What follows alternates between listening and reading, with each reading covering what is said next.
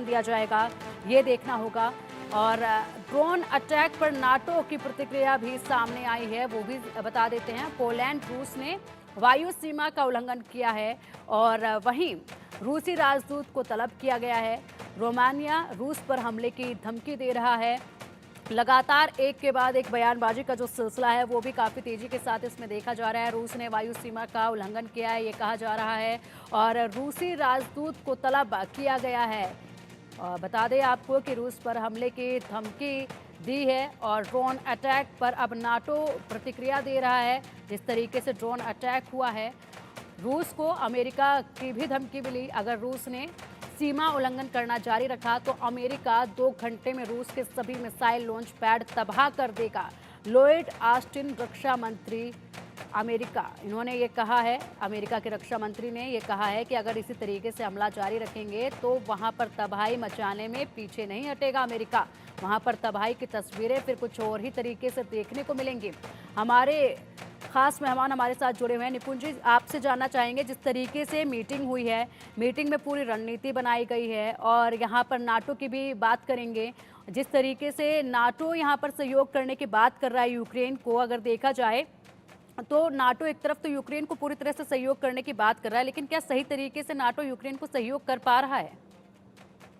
देखिए, नाटो सहयोग कर पा रहा है, इसीलिए ये वॉर इतने साल तक चल गया।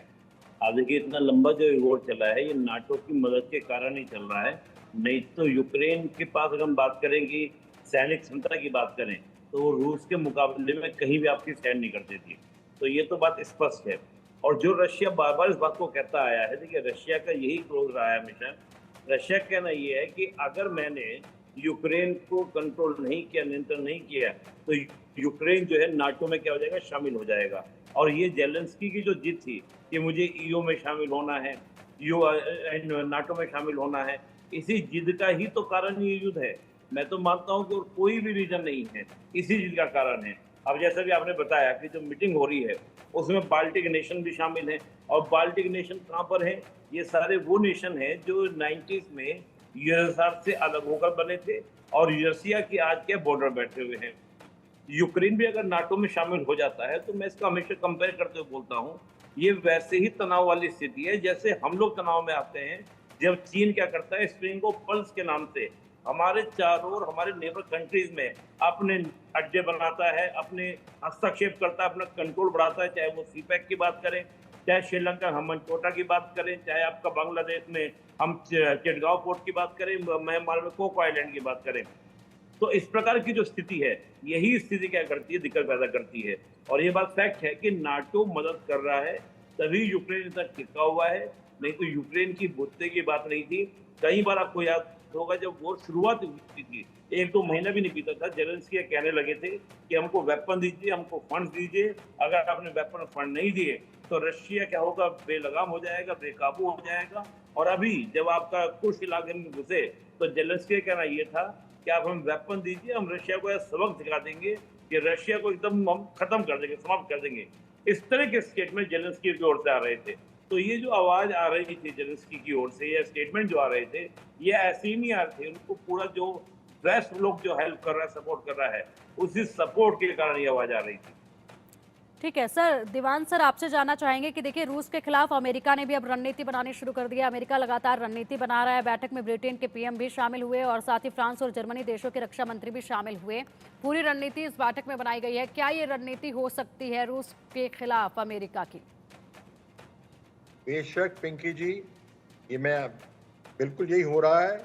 और देखिए, रूस का जो है एक वीक पॉइंट नजर आया है। उसके बदले में आपने कुर्स के ऊपर जो अटैक किया, ज़ेलेंस्की ने हिमाकत की, एक जुए की चाल चली, उसके बदले यूक्रेन को भारी पड़ा है। और डोनेट्स्क में, डोनबास में, जहां रशिया, मेन इंटरेस्ट रशिया का वहीं पे है, और उनका मेन इंटरेस्ट क्या है, पूरा ईस्टर्न रीजन कट कर दें यूक्रेन से। और 20% तो एरिया, क्षेत्रफल जो यूक्रेन का रूस के कब्जे में ऑलरेडी है ही। पर बात क्या हो रही थी, जब रूस के पगड़ी पे उछाला गया, कुर्स्क का अटैक जो यूक्रेन ने किया, और रूस की पगड़ी को उछालने वाली बात की। उसके बाद रूस बड़ा मजबूत लग रहा था, और ऐसा भी हो रहा था कि nuclear weapons, tactical at least nuclear weapons शायद मैदान में उतार देंगे पुतिन जी। पर वो उसको चेकमेट करने के लिए वो चीज आगे ना जाए, डिटरेंस दबाव और डालने के लिए रूस पे ये काम हिमाकत ना करे।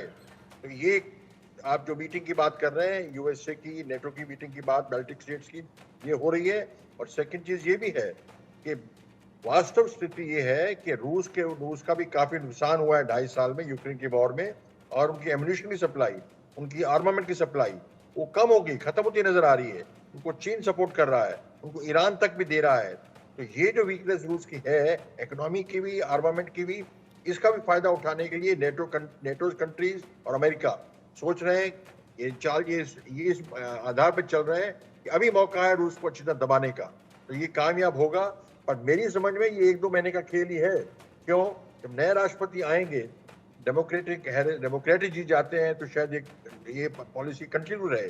पर अगर ट्रम्प आते हैं तो 50-50 का चांस है, कोई कह नहीं सकता है। ट्रम्प आते हैं तो ये चीजें एकदम बदल जाएंगी। पर ये जाते जाते बाइडेन साहब एक लेगेसी, हर राष्ट्रपति अमेरिका का ये सोचता है भाई मेरी धरोहर क्या है, मेरे को लोग कैसे याद करेंगे, या एक वीक प्रेसिडेंट, एक स्ट्रॉन्ग प्रेसिडेंट। तो ये लास्ट 1.5 महीने में, 2 महीने में ये कार्य करना बाइडेन साहब का, ये एक संदेश देके जाना, कुर्सी छोड़ना, वो तो कुर्सी छोड़ने ही वाले हैं, चाहे हैरिस आए चाहे ट्रम्प आए। तो वो उनको संदेश देके जाना कि मैं मजबूत प्रेसिडेंट हूँ और मैंने अमेरिका का सिक्का जो है दुनिया में दोबारा कायम कर दिया है। ठीक है दीवान सर, ठीक है सर, आएंगे आपके पास। एक और अपडेट है इसी मामले से जुड़ा हुआ, उस पर भी चर्चा करेंगे। नजर डाल लेते हैं सबसे पहले यूक्रेन